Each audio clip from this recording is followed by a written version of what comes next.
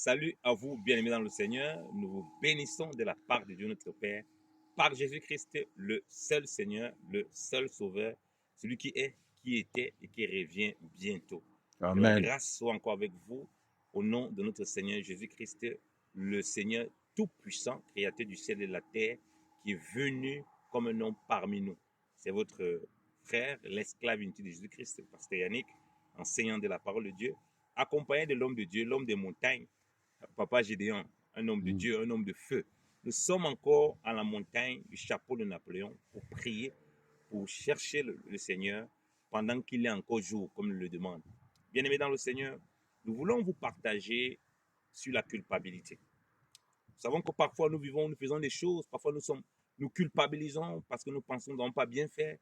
Il y a parfois des événements qui nous arrivent, on se dit que c'est parce qu'on a mal fait. Il y a parfois aussi on a mal fait des choses, mais on reste tellement dans le mal que nous avons fait, dans cette culpabilité, et on nourrit cette culpabilité, on ne parvient pas à progresser.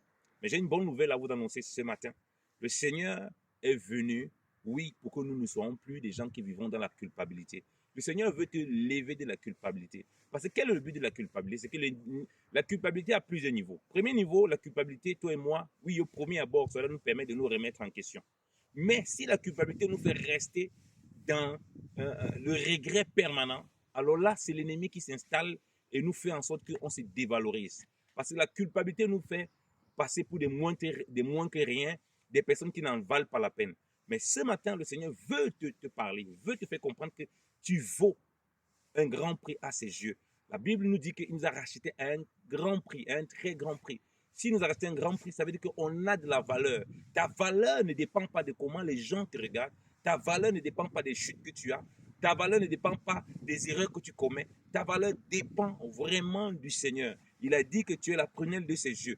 Donc ta foi doit te permettre, lorsque tu as des moments difficiles, lorsque tu as peut-être même commis des erreurs, tu culpabilises, mais tu te remets au Seigneur pour que lui-même, il te rassure, pour que lui-même, il te rappelle qu'il t'aime, il te rappelle que c'est pour toi qu'il a donné sa vie à la croix et que tu lèves la tête et tu continues à avancer ta marche. Tu ne peux pas rester dans la culpabilité dans ta vie chrétienne. Tu as commis des péchés, tu as commis des erreurs, tu as fait des choses qui ne sont pas bien, tu te comportais mal. Ce n'est pas grave, tu ne peux pas t'arrêter sur ça. Il faut que tu prennes conscience. Oui, on peut dire que c'est grave parce que la Bible dit que le salut du péché, c'est la mort. Oui, c'est grave si tu as offensé ton prochain, mais ce n'est pas grave dans le sens où il y a la solution. Cette solution, c'est le Seigneur Jésus-Christ de Nazareth. Puisqu'il dit dans sa parole, quiconque se confie en lui ne sera pas confus. Donc tu ne peux pas rester dans la confusion. Le but de l'ennemi, c'est de te faire rester dans la culpabilité éternelle. Si tu restes Amen. constamment dans la culpabilité, tu n'avances plus. Tu ne peux plus rien faire. Tu ne fais plus de projet, tu ne fais plus rien. Tu as peur de mal faire et tu ne vis plus par la foi. Et l'ennemi de la foi, c'est quoi? C'est la peur. La Bible dit que nous n'avons pas reçu un esprit de peur ni de timidité, mais un esprit de force et de courage. Marche par la foi. Fais confiance au Seigneur.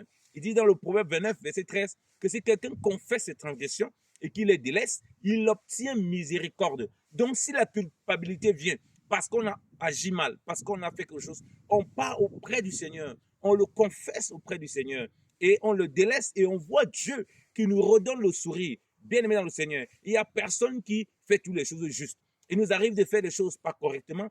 Il nous arrive de nous mettre en colère plus qu'il n'en faut. Il nous arrive de dire des paroles qui sont blessantes. Il nous arrive de pécher. Il nous arrive de nous comporter mal envers notre prochain.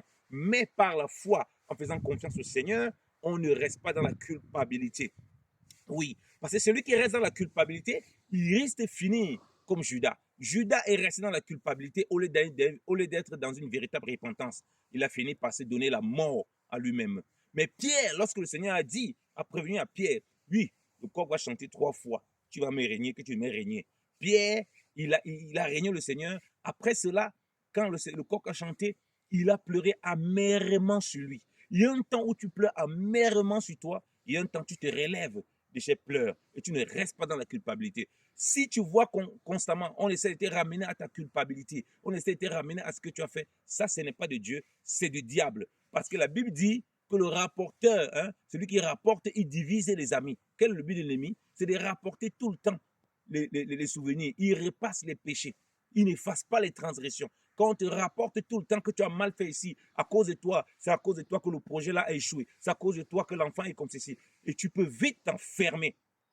Fais confiance au Seigneur. Oui, c'était peut-être à cause de toi, mais le Seigneur est là pour te relever et te donner un nouveau départ. Ne reste pas dans la culpabilité. C'est un passage, ce n'est pas une destination.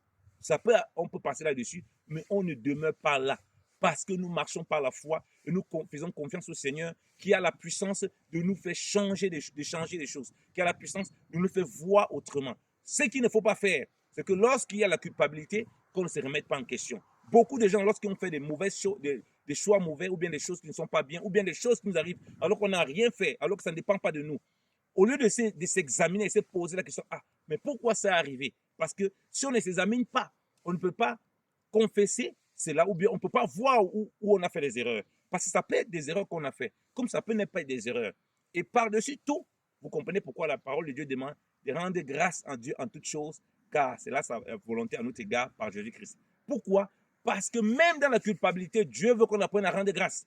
Parce qu'en rendant grâce, on réalise l'amour du Seigneur, on réalise sa bonté. Parce que par ces moments qu'on a traversés qui nous amènent à la culpabilité, ça peut être des moments où on s'examine. Ça peut être des moments où il y a un frein. Parce que parfois, on se dit qu'on est tellement fort, on se dit qu'on est tellement bon, on se dit qu'on fait tellement juste.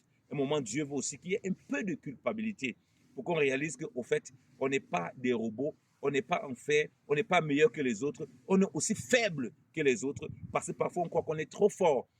Mais Dieu veut que pendant ces petits instants de culpabilité, on prenne conscience et on s'examine.